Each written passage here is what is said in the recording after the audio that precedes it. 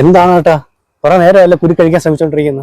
ഒന്നും പറയണ്ട അഭിയത്ത്, ഇതൊരു വല്ലാത്തൊരു കുരുക്കായിപ്പോയി. ഇതാ കണ്ടില്ലേ, ഞാനും ഒരു കുരുക്കിപ്പെട്ടിരിക്കുകയായിരുന്നു കേട്ടാ. എന്ത് കുരുക്ക്? എന്റെ സിനിമ കുരുക്ക്. ഓ, 5ാം റിലീസ്. യെസ്, പിന്നല്ല, കലക്കണ്ട നമുക്ക് പൊളിച്ചടുക്കണം. തീർച്ചയായിട്ടും.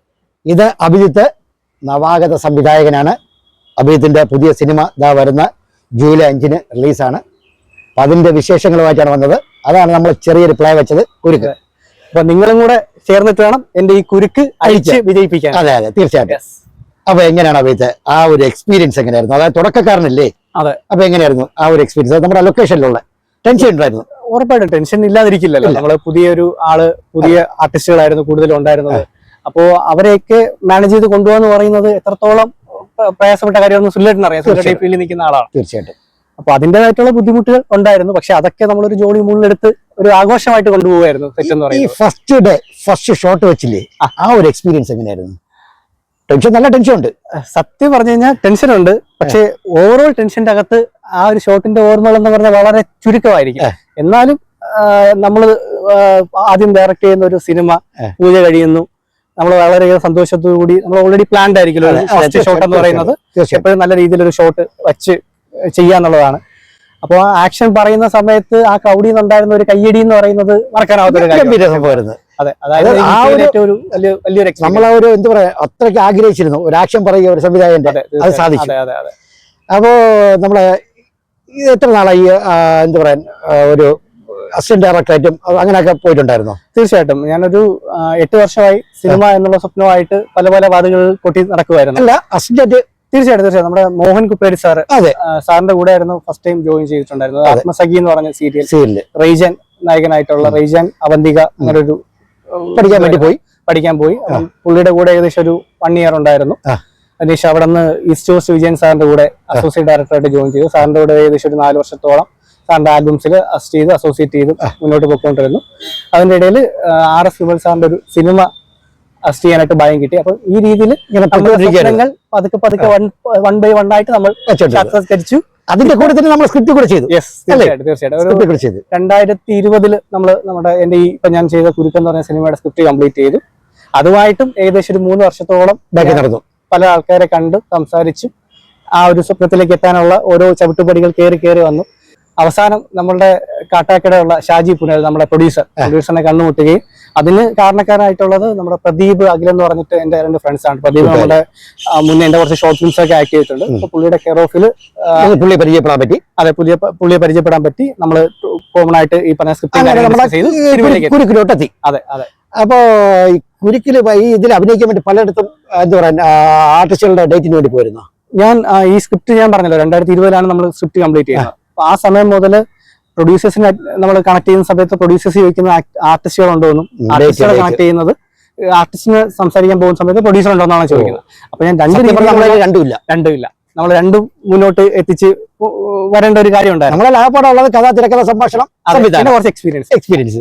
അതെ. അതും പക്ഷെ അവർക്ക് സിനിമ എന്നുള്ള മേഖലയിലേക്ക് നമ്മൾ എത്തിപ്പെട്ടിട്ടില്ല. നമ്മള് ഈ പറഞ്ഞ പോലെ സംഭവങ്ങൾ ചെയ്തിട്ടുള്ളൂ. അതെ. അപ്പൊ അവർക്ക് എന്നെ പൂർണ്ണമായിട്ടില്ല. അതെ, ആയിട്ടില്ല.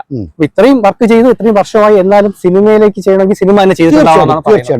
അപ്പം ആ രീതിയിൽ എത്താനായിട്ടുള്ള ബുദ്ധിമുട്ടുണ്ടായിരുന്നു. അങ്ങനെ ഞാൻ ഫസ്റ്റ് ഓഫ് ഓൾ പോയത് അമിത് ചെക്കാലക്കൽ ആയിരുന്നു. അപ്പൊ അമിത്തിന്റെ സബ്ജക്റ്റ് ഒക്കെ സംസാരിച്ചു. അമിത്തിന്റെ സബ്ജക്റ്റ് ഒക്കെ ഇഷ്ടപ്പെട്ടു. അതിന്റെ ഡിസ്കഷൻസ് മുന്നോട്ട് പോകുന്നുണ്ടായിരുന്നു. പിന്നെ ഈ പറഞ്ഞ പോലെ ഫണ്ടേഴ്സിന്റെ കാര്യങ്ങളിലൊക്കെ ബുദ്ധിമുട്ടുണ്ടായിരുന്നു. അങ്ങനെ ഞാൻ അടുത്തടുത്ത സ്റ്റെപ്പിലേക്ക് കണ്ടു.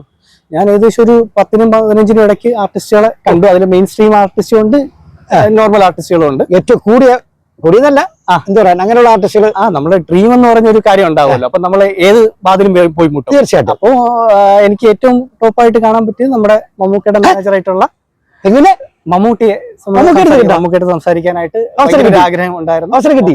ഞാനവിടെ പോവുകയും ജോർജേട്ടനാണ് സ്റ്റോറി കേൾക്കുന്നത്. അപ്പം ഉണ്ണി എന്ന് പറഞ്ഞിട്ടൊരു നമ്മുടെ കൂടെ ഉള്ളൊരു ചേട്ടനുണ്ട്. അപ്പൊ പുള്ളിയും മിഥുൻ വന്നിട്ട് പ്രൊഫാക്ടിയോടെ ടീമാണ്. അപ്പൊ മിഥുനുമായിട്ട് കണക്ട് ചെയ്ത് നമ്മള് ജോർജേട്ടനെ പോവുകയും ജോർജേട്ട ഒരു 5 മിനിറ്റിൽ കഥ പറയാൻ പറഞ്ഞു. ഞാൻ കഥ പറഞ്ഞു തുടങ്ങിയതിന്റെ ഫ്ലോയിലാണ്, എന്റെ ഭാഗ്യത്തിലാണെന്ന് അറിയില്ല, ഏകദേശം 2.5 മണിക്കൂർ ഞങ്ങൾ അദ്ദേഹം കേട്ടു. ഇഷ്ടപ്പെട്ടു. അദ്ദേഹം കേട്ട് ഇഷ്ടപ്പെട്ടിട്ട് ഒരു 5 മിനിറ്റ് മൗനമായിട്ടിരുന്നു. അപ്പൊ അതെനിക്ക് ഭയങ്കര ഇഷ്ടപ്പെട്ടു. ഈ പറയുമ്പോൾ എന്ത് പറയണം, ഈ പറയുമ്പോൾ അത്രയും വലിയൊരു ആർട്ടിസ്റ്റ് സ്റ്റോറി കേൾക്കാൻ പോവാണ്. അപ്പോ നമുക്ക് ഡിസ്കസ് ചെയ്യാം എന്നുള്ള രീതി തന്നെയാണ് മുന്നോട്ട് പോയത്. കോവിഡും കാര്യങ്ങളൊക്കെ വന്നിട്ട് അങ്ങോട്ട് അപ്പോഴേ തുടങ്ങി. ഇത് ഇത്ര നാളെ ഇതിന് പ്ലാൻ ചെയ്ത് തുടങ്ങിയിട്ട് ഒരു 5 വർഷം 4.5 വർഷമായി. കോവിഡിന്റെ സ്റ്റാർട്ടിംഗ് ടൈം ആയിരുന്നു ഞാൻ പോയി അറ്റൻഡ് ചെയ്യുന്നത് അവരെ ഓരോ ആൾക്കാരായിട്ട്. അപ്പൊ പിന്നെ നമുക്ക് ആ ഒരു ഫണ്ടർ ആയിട്ടല്ലേ നമുക്ക് അങ്ങോട്ട് പോകാൻ പറ്റും. അപ്പൊ ഞാൻ എന്നെ കൊണ്ട് മാക്സിമം ശ്രമിച്ചു. ഇപ്പോഴും ജോർജ് ചേട്ടനുമായിട്ടൊക്കെ നല്ല കണക്ഷനിലുണ്ട്, ലൈവിൽ നിൽക്കുന്നുണ്ട്. അങ്ങനെ വേറെ ഈ പ്രൊഡ്യൂസേഴ്സിനെ കാണുമ്പോൾ എന്തായിരുന്നു അവസ്ഥ? പ്രൊഡ്യൂസേഴ്സിനെ കാണാൻ പോകുമ്പോൾ അവര് മെയിൻലി നോക്കുന്ന എക്സ്പീരിയൻസ്, നമ്മൾ ചെയ്തേക്കുന്ന വർക്ക് എല്ലാം ഏകദേശം ഒരു തീർച്ചയായിട്ടും ഈ ഇത്രയും കാശ് മുടക്കുമ്പോൾ റിട്ടേൺ നോക്കണ്ടേ? ഉറപ്പായിട്ടും അതുപോലെ ഈ അഭിനയത്തിന് എത്ര ഇതുണ്ടെന്ന് അവർക്ക് അറിയാൻ പറ്റില്ല. നമ്മളിപ്പോ ഷോർട്ട് ഫിലിം എന്ന് പറയുമ്പോൾ മിനിമം ഒരു 5 മിനിറ്റ് അല്ലെങ്കിൽ 10 മിനിറ്റ് ഡ്യൂറേഷൻ വരുന്ന സാധനം. അപ്പൊ ഞങ്ങളെ കൊണ്ട് എങ്ങനെ 2 മണിക്കൂർ വരുന്ന ഒരു പ്രോജക്ട് കംപ്ലീറ്റ് ചെയ്യാൻ പറ്റും എന്നുള്ള സംശയം എല്ലാവർക്കും. സിനിമയാണ് സത്യം.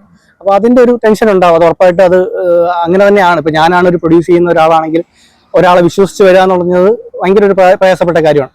പിന്നെ വിശ്വസിച്ച പ്രൊഡ്യൂസർ വന്നു എനിക്ക് ചെയ്യാൻ പറ്റിയത് ഭയങ്കര ഒരു ഭാഗ്യമായിട്ട് ഞാൻ കാണുന്നു. എനിക്ക് കാണിക്കുന്ന ഒരു പ്രൊഫൈലും ആയി. അതല്ല, നമുക്കൊരു പ്രൊഡ്യൂസർ വന്നാൽ മാത്രമല്ലേ നമുക്കത് ചെയ്യാൻ പറ്റും. അവരെ കുറ്റം പറഞ്ഞൊരു കാര്യമില്ല. പിന്നെ അതുപോലെ തന്നെ ഈ എന്താ പറയുക, ഈ ഷൂട്ട് സമയത്ത് നമ്മൾ ടെൻഷൻ അല്ലെങ്കിൽ ഈ മാനസികമായിട്ട് വിഷമം വന്ന എന്തെങ്കിലും കാര്യങ്ങളുണ്ടായിരുന്നു? മാനസികമായിട്ട് വിഷമം വരുന്ന രീതിയിൽ അങ്ങനെ വലിയ ബുദ്ധിമുട്ടുകളൊന്നും നമ്മുടെ സിനിമ സെറ്റിൽ ഉണ്ടായിട്ടില്ല.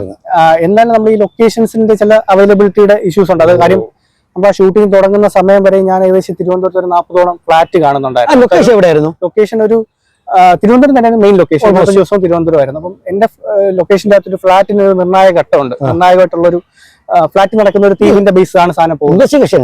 ഇൻവെസ്റ്റിഗേഷൻ ആണ്. ത്രില്ലിംഗ്. അതെ, ത്രില്ലർ. അടിപിടി കലിപ്പൊക്കെ ഉണ്ടാ? നമ്മുടേതായിട്ടുള്ള രീതിയിൽ പറ്റുന്ന രീതിയിൽ ഞാൻ കലിപ്പ് ഉണ്ടാക്കിയിട്ടുണ്ട്. പിന്നെ ഞാൻ കലിപ്പനായിരുന്നാണ് പലരും പറഞ്ഞിട്ടുണ്ട്.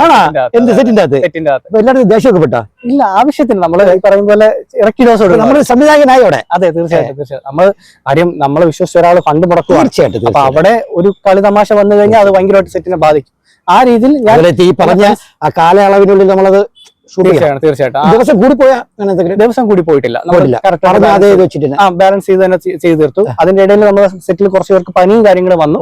അങ്ങനെ ഒന്ന് ഷെഡ്യൂൾ ബ്രേക്ക് ചെയ്യേണ്ടി വന്നു. അല്ലാതെ നമ്മൾ വേറെ ബുദ്ധിമുട്ടൊന്നും വന്നില്ല. ഷെഡ്യൂൾ ബ്രേക്ക് ചെയ്തിട്ട് നമ്മൾ അടുത്ത ദിവസത്തിലേക്ക് പോകുമായിരുന്നു. എത്ര ദിവസം കൊണ്ട് തീർത്തു? നമുക്ക് ഏകദേശം 25 ദിവസമാണ് ഷൂട്ടിന് വേണ്ടി വന്നിട്ടുണ്ടായിരുന്നത്. അപ്പൊ ആ ഒരു ടൈമിൽ തന്നെ നമുക്ക് കംപ്ലീറ്റ് ചെയ്യാനായിട്ട് പറ്റിയിട്ടുണ്ടായിരുന്നു. സോങ് ഒക്കെ ഉണ്ടോ? 2 സോങ് വരുന്നുണ്ട്. ഒരു ഫൈറ്റും വരുന്നുണ്ട്. 2 സോങ് വരുന്നത്. ഒരു സോങ് പാടിയിരിക്കുന്നത് ജാസി ഗിഫ്റ്റും, ഒരു സോങ് പാടിയിരിക്കുന്നത് അരവിന്ദ് വേണുഗോപാലുമാണ്. അടിപൊളി.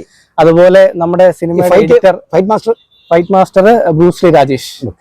പുള്ളി ഒരുപാട് പടങ്ങൾ ചെയ്തിട്ടുള്ള വ്യക്തിയാണ്. നമ്മുടെ എഡിറ്റർ വന്നിട്ട് ഒരു സ്പെഷ്യൽ ആളാണ്. നമ്മുടെ ബഡ്ജറ്റും കാര്യങ്ങളൊക്കെ വെച്ചിട്ട് നമ്മൾ കുഞ്ഞു രീതിയിലാണ് പ്ലാൻ ചെയ്തത്. അപ്പം ആ കുഞ്ഞു രീതിയിലെ പ്രോജക്ട് ചെയ്യാനായിട്ട് എന്നെ സപ്പോർട്ട് ചെയ്തുകൊണ്ടിരുന്നത് അഖിലേഷ് മോഹനാണ്. അഖിലേഷ് മോഹൻ എന്ന് പറയുന്നത് ബ്രോഡാഡി, ഇപ്പോ എമ്പുരാൻ പൃഥ്വിരാജിന്റെ കൂടെ ഷൂട്ട് ചെയ്തുകൊണ്ടിരിക്കുകയാണ്. അങ്ങനെ ഒരാളെ നമുക്ക് അതിന്റെ അകത്ത് ജോയിൻ ചെയ്യാൻ പറ്റും. അടിപൊളി. ക്യാമറമാൻ റെജിൻ സാൻഡോ ഞങ്ങളുടെ കൂടെ മുന്നേ വർക്ക് ചെയ്തുകൊണ്ട് വരുന്ന ആളാണ്. അപ്പൊ നമുക്കൊരു സിങ്ക് വേണമല്ലോ. നമ്മളൊരു വർക്ക് ചെയ്യുന്ന സമയത്ത് നമ്മുടെ കൂടെ മുന്നേ വർക്ക് ചെയ്ത ആൾക്കാരാകുമ്പോൾ നമ്മളെ പറ്റിയിട്ടും നമ്മൾ എന്താ ഉദ്ദേശിക്കുന്നതെന്നും അവർക്ക് ക്ലിയർ ആയിട്ട് മനസ്സിലാവും. അതെ, തീർച്ചയായിട്ടും. ഈ രീതിയിലാണ് കാര്യങ്ങളൊക്കെ മുന്നോട്ട് പോയത്. ആർട്ടിസ്റ്റുകളൊക്കെ പുതിയതാണ്. നോൺ ആൾക്കാരും വരുന്നുണ്ട്.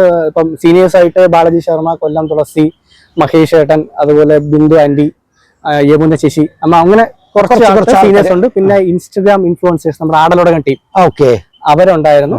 പിന്നെ അല്ലാതെ ആദർശ് എന്ന് പറഞ്ഞിട്ട് അവരുടെ കൂടുതലും ഇൻസ്റ്റഗ്രാം ഇൻഫ്ലുവൻസേഴ്സ് ആണ് ബാക്കിയുള്ള. പിന്നെ ഇടയ്ക്ക് ഞാൻ കാര്യം പറഞ്ഞോട്ടെ, എന്നെ വിളിച്ചിരുന്നു. അതെ, അതിൽ ചെറിയൊരു വേഷം ചെയ്യാൻ വേണ്ടി. അതെ, ഭയങ്കര തിരക്കായിരുന്നു. പുള്ളി സെറ്റുകളിൽ നിന്ന് സെറ്റുകളിലേക്ക് ഓടിക്കൊണ്ടിരിക്കുന്ന താരമാണ്. അപ്പൊ എന്തോ ഒരു ഭാഗ്യക്കേട്, എന്റെ ഒരു ഭാഗ്യക്കേട് കൊണ്ട് എനിക്കതിൽ വേഷം ചെയ്യാൻ പറ്റില്ല. അടുത്ത പടം പറഞ്ഞിട്ടുണ്ട്, അടുത്ത പടം വേഷം തരണം തീർച്ചയായിട്ടും. പിന്നല്ല. അപ്പോ നമ്മുടെ പ്രേക്ഷകരുടെ അടുത്ത് 5-ാം തീയതി റിലീസ് ആവുന്നു. ഉദ്ദേശം എത്ര തിയേറ്ററിലായിരിക്കും? അതെനിക്ക് തിയേറ്ററിന്റെ ലിസ്റ്റ് ആയിട്ടില്ല. നമുക്കൊരു 1 വീക്ക് ഉള്ള സമയത്ത് സിനിമ ലിസ്റ്റും കാര്യങ്ങളൊക്കെ വരുള്ളൂ. അത് പ്രൊഡ്യൂസറാണ് ഹാൻഡിൽ ചെയ്യുന്നത്, പുള്ളി വരും. അതുപോലെ തന്നെ എടുത്തു പറയേണ്ട ഒരു കാര്യമുണ്ട്, നമ്മുടെ ആർട്ടിസ്റ്റ് ആയിട്ടുള്ള അനിൽ ആൻഡോ. നോർമലി ഈ പറയും പോലെ ഒരു ആർട്ടിസ്റ്റ് വന്നു കഴിഞ്ഞാൽ അവരുടെ ഷൂട്ടിംഗ് ടൈമിലുള്ള ഒരു കണക്ഷൻസും കാര്യങ്ങളും ഉണ്ടാവും. പക്ഷെ പുള്ളി ത്രൂ ഔട്ട് നമ്മുടെ സിനിമ തുടങ്ങിയത് മുതൽ ഇന്ന് രാവിലെ വരെ നമ്മൾ ഈ സിനിമയെ പറ്റി ഡിസ്കസ് ചെയ്യും. അപ്പൊ അങ്ങനെ ഒരാളെ കിട്ടിയത് ഭയങ്കര ഭാഗ്യമായിട്ട് ഞാൻ കാണുന്നു. ഒരു കാര്യത്തിനെക്കാട്ടിയും ഉപരി പുള്ളിയും ഈ പറഞ്ഞ സെക്കൻഡ് ഷോ മുതൽ സിനിമയിലുള്ള ആളാണ്. ഭയങ്കരമായിട്ട് സ്ട്രഗിൾ ചെയ്ത് മുന്നോട്ട് വരാൻ ശ്രമിച്ചുകൊണ്ടിരിക്കുകയാണ്. അതിപ്പോ പുള്ളിക്ക് ഇതൊരു വലിയൊരു പ്രോജക്റ്റ് ആണ് എന്ന് ഞാനും കരുതുന്നു, പുള്ളിയും കരുതുന്നുണ്ട്. അതെ, ശ്രീജിത്ത്, മീര, പ്രീത, പ്രദീപ്, അങ്ങനെ ബാക്കിയുള്ള ആർട്ടിസ്റ്റുകൾ നമ്മളോട് ഭയങ്കരമായിട്ട് സഹകരിച്ചിട്ടാണ് മുന്നോട്ട്. നമ്മളൊരു ടീം വർക്ക് ആയിരുന്നു ആക്ച്വലി. അപ്പൊ അത് എടുത്തു പറയേണ്ട കാര്യമാണ്. അതാണ് ഞാൻ ഇടയിൽ കൂടെ പറഞ്ഞിട്ടുണ്ടായിരുന്നു. അപ്പൊ നമ്മുടെ പ്രേക്ഷകരുടെ അടുത്ത് എന്താണ് പറയാനുള്ളത് 5-ാം തീയതി റിലീസിന്റെ? അപ്പോ എന്റെ ആദ്യത്തെ സിനിമയാണ്. അപ്പോൾ ഞാൻ എന്നെ കൊണ്ട് പറ്റുന്നതിന്റെ മാക്സിമം എന്റെ ബഡ്ജറ്റിൽ നിൽക്കുന്ന രീതിയിൽ ഞാൻ എന്റെ മാക്സിമം എഫേർട്ട് ഇട്ട് ഞാൻ ചെയ്ത് വെച്ചിട്ടുണ്ട്. അപ്പോ ബാക്കി എല്ലാ കുരുക്കെന്ന് പറഞ്ഞ പോലെ കുരുക്ക് സിനിമയുടെ പോലെ എന്തായിരുന്നു പല സ്ഥലങ്ങളിലും കുരുക്കുണ്ടായിരുന്നു. ഞാൻ ഈ പറഞ്ഞ പോലെ ഈ കുരുക്ക് അഴിക്കും പോലെ ഓരോന്ന് അഴിച്ചഴിച്ച് ഇപ്പോ ജൂലൈ 5 റിലീസ് ചെയ്തിട്ടുണ്ട്. ഫുൾ അഴിച്ചു ഈ പറഞ്ഞ പോലെ. ഇനി വേണ്ടത് നിങ്ങളുടെ സപ്പോർട്ടാണ്. സപ്പോർട്ടാണ്. അപ്പൊ ആ കാര്യങ്ങളിൽ എന്നെ സപ്പോർട്ട് ചെയ്ത് പൂർണ്ണമായിട്ട് ഈ കുരുക്കഴിച്ച് വലിയൊരു വിജയത്തിലേക്ക് കൊണ്ടുപോകാൻ പറ്റും. അതായത് ഇപ്പൊ കുരുക്കായിട്ടാണ്ടിരിക്കുന്നത് ഇത് നമുക്കൊരു ലൈനായിട്ട് മാറ്റിക്കൊണ്ട് ഓരോ ആൾക്കാർക്ക് ഇതിന്റെ മുമ്പിൽ പിടിച്ച് എന്റെ കൂടെ വരാൻ പറ്റുന്ന രീതിയിൽ പുതിയ ഒരാളെന്നുള്ള രീതിയിൽ നാളെ ഒരാൾ ഡയറക്ട് ചെയ്യാൻ പോവുകയാണെങ്കിൽ അയാൾക്ക് റെഫറൻസ് ആയിട്ട് പറയാൻ എന്റെ പ്രോജക്ട് ഉപയോഗപ്പെടുത്താം. നമ്മുടെ എഫർട്ട് എടുത്തതിന് ഗുണം കിട്ടി. തീർച്ചയായിട്ടും അല്ലേ? ഇത് ബാക്കിയെല്ലാം പ്രേക്ഷകരുടേതാണ്. തീർച്ചയായിട്ടും. അപ്പൊ എന്തായാലും എല്ലാവിധ ആശംസകളും.